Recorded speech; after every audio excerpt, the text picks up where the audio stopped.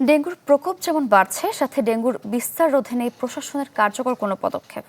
ফলে প্রতিদিনই হাসপাতালে ভর্তি হচ্ছেন নতুন নতুন রোগী। আমরা আরও খবর জানবো, জামালপুর থেকে যুক্ত হচ্ছেন সহকর্মী আনোয়ার হোসেন মিন্টু।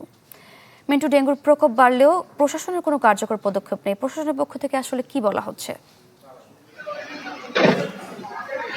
হ্যাঁ, সারিকা, আপনি জানেন যে জামালপুরে কিন্তু ডেঙ্গুর প্রাদুর্ভাব চলছে। তবে এই যে প্রাদুর্ভাব যে আপনার চলছে, এটা গত ২ মাস যাবৎ কিন্তু একটু মানে মারাত্মক আকার ধারণ করেছে।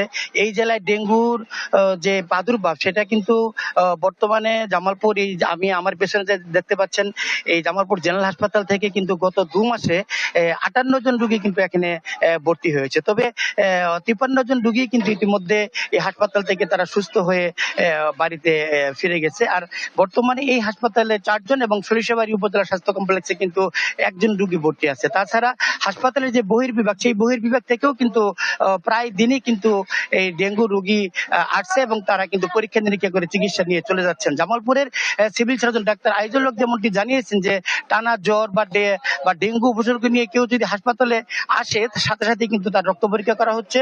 আর ডেঙ্গু শনাক্ত হলে তাকে মেডিসিন ওয়ার্ডে ভর্তি করার পর তাকে চিকিৎসা দেওয়া হচ্ছে।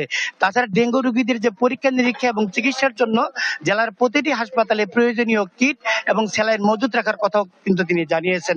তবে জেলার সব হাসপাতালেই বিনামূল্যে রক্ত পরীক্ষা করা সব প্রয়োজনীয় চিকিৎসার কথা জানিয়েছেন তিনি। তবে তথ্য বলছে যে ডেঙ্গু আক্রান্ত রোগীর যে প্লাটিলেট, সেটি। মিন্টু, ধন্যবাদ আপনাকে।